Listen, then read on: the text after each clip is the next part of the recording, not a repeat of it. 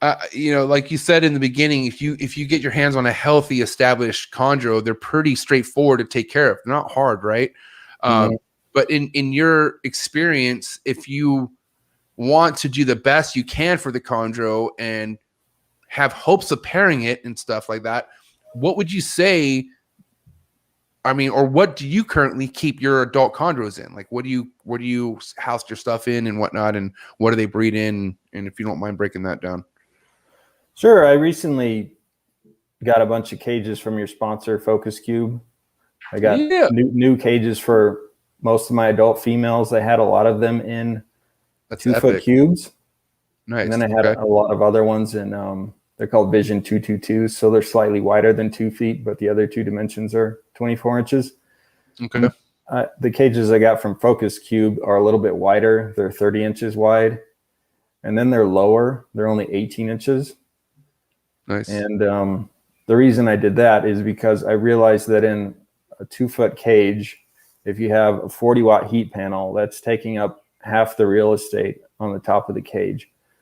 And then you want this was my line of thinking anyway. I wanted the snake to have the ability to reach their water on the bottom pretty easily. So I thought, well, I'll put the perch in the middle, so 12 inches off the ground. Well, that's a little bit too far from the panel. So then you have your panel running pretty hard to get that 12-inch spot warm. Right. And then you don't have any gradient on the other side because the cage is only 24 inches wide. So I went with something lower so they can reach their water, and something wider so they have more of a gradient.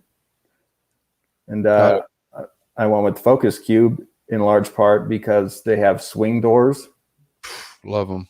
Because they're way easier to clean. If you have to take the puppy pad or whatever you're using as substrate out, you don't have to lift out each piece of glass and put it on the floor and then wipe it. You just open it and then you clean it. So swing doors are the way to go, in my opinion. How many of your enclosures are bioactive? None. Sorry, I don't mean to laugh. I'm just because I knew you were going to say no, but I'm just curious because that's another big thing, and nothing against bioactive enclosures. I just came back from Miami Zoo. It's pretty fucking cool. They had dart frogs and shit in it, but for the ideal keeper, not ideal keeper, but for a private keeper who wants to get their first chondro, is it really wise to start off with a bioactive enclosure, you think?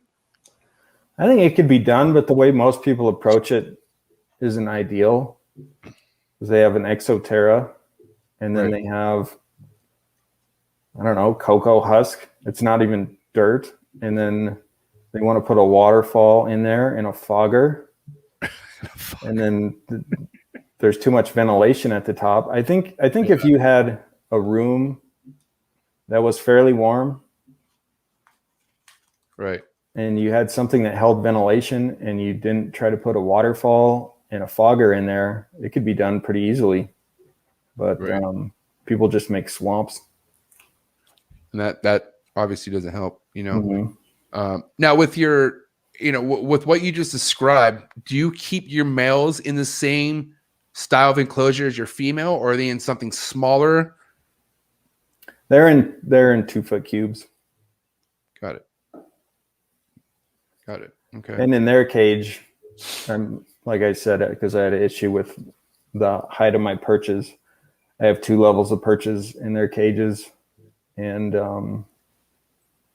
so at the top one, they're 5 or 6 inches away from the heat panel, and then they can reach their water if they go down to the front perch. But I'm using little heat panels. I think they're 30 watts. So they're not half the width of the top of the cage. They're a third probably. Nice. Okay. Now with your, what do your holdbacks look like? Well, hold on. Let me rewind that. How many clutches a year are you averaging? I know you're not somebody who tries to go, let me breed every female I have. There's kind of a structure and a game plan behind every season, correct? Yeah, I think some of it happens on the fly just by looking at what the females are doing. But I only hatched 2 chondros this year, and I think I paired 5 or 6 pairs, and there was some mating but the females just didn't develop for whatever reason. I don't really have much of a game plan. I would like to produce more than 2 chondros a year, and hopefully with these changes that I've made to the cages, I'll have better luck this coming year because I'll have more of a choice of where to sit. Mm-hmm. But ideally, I would like to produce 2 or 3 clutches of 10 or 15 babies. That'd be about as much as I could handle because I like to hold them back until they change their colors, and they're shit machines for the first year of their life. So smart. 30 or 40 is about the max. You'd be cutting yourself short by getting rid of something that you don't even know what it's going to turn into. You know, you have no clue. Like it could be just something that you have now, which is just next level. Yeah. Well, and buyers like to know what they're getting too, because Right. you can pay a lot of money for an untrained snake and then you can be disappointed. And maybe you want a male or a female. So if you wait, then you can, you know, pretty much what it's going to look like as an adult, and you know what sex it is. So that's a big benefit too.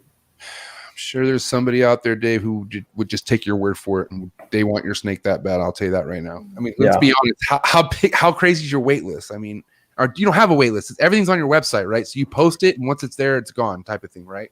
Yeah, I have a notification list. Right, notification. I'm just going to email blast whoever, and I get about 2 new people on that list a day.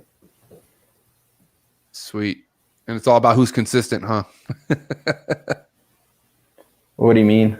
Well, I mean, like who's like you know, just on top of the notifications. Like if you send something, like whoever's waiting for it, you know what I mean? Yeah. It's whoever's just looking for it, just waiting, because you know you never know when it could be. But now your neonates, man, your smaller chondros, you preferably like to keep those in what style of enclosure until they get to an adult size? They're in a 6-quart rack, and I use wet paper towel as a substrate, and I'm not talking damp. It's soaking wet, but I don't mist them. And then I have little plastic perches in there. Like hanger hooks type plastic perches. They are little ladders that I had machined out of sheets of HDPE. Oh, cool. So they kind of look like a lot of the 3D printed perches, but they're made out of a different type of plastic. Tight. It's dishwasher safe. It can withstand the high temperatures of a sanitized cycle in a dishwasher. That's why I like those. Dang. I want to answer a question from my man real quick, because I know the question. I know the answer to this, but on your focus cube habitats, how do those swing doors feel? Do they feel pretty durable, or do you feel like they're kind of flimsy or whatnot?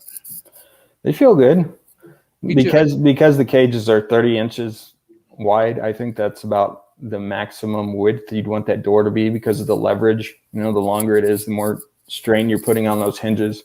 But they work well. Right. Awesome. Thanks for that. Sure.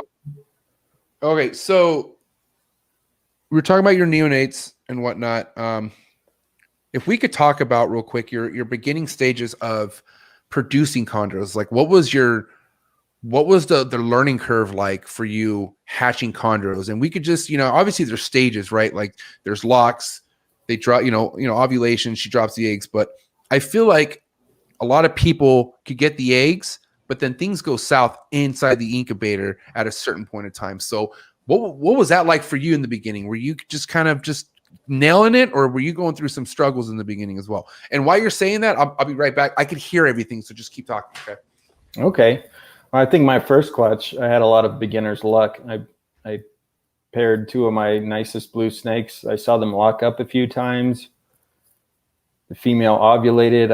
I caught that. I got some pictures of it, and then put in the nest box a few weeks later, I guess, 40 days later, and she laid. And that was probably my nicest looking clutch. All the eggs were pure white. They were nicely adhered together. They didn't have any bumps. They didn't have any windows. She laid 15 eggs, 13 hatched. Feeding them wasn't that difficult for that clutch. There was one that I didn't get going, and now with the experience I have, I know I would have been able to get it going without any problem whatsoever. But that's how you learn. So To be honest, with that first clutch and everything going so smoothly, I thought, oh, hey, this is really easy. I'm going to crank these fuckers out. But that's not how it worked out. I've had some rough spots since then. Okay.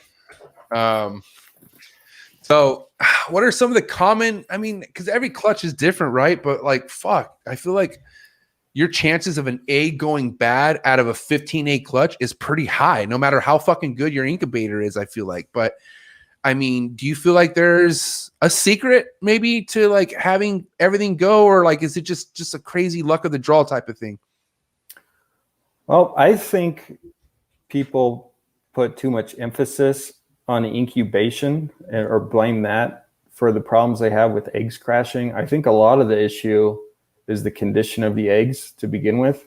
Right. The female didn't have the proper temperatures, or her body condition wasn't right, something like that. Maybe she was paired up too late in the follicle development process. But I think if you have strong eggs with strong embryos and you don't let them dry out and shrivel up like raisins, or you don't let them get wet and you keep them, 87 degrees, I think they're pretty sturdy. The problem is getting